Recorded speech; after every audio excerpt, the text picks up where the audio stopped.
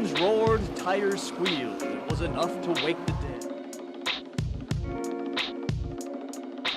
Grand Prix organizers are hoping it will also be enough to wake up the nation's image of Des Moines as a sleepy little Midwestern town.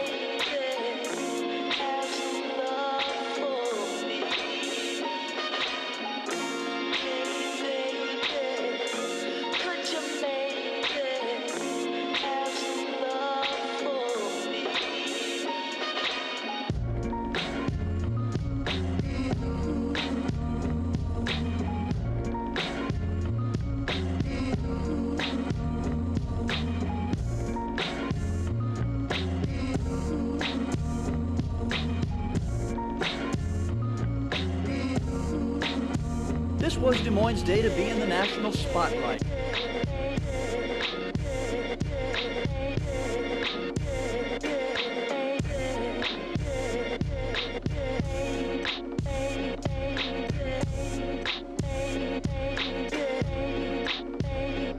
Live from Des Moines, Iowa, as the rich racing heritage established in the state and the city continues with the Ruan Greater Des Moines.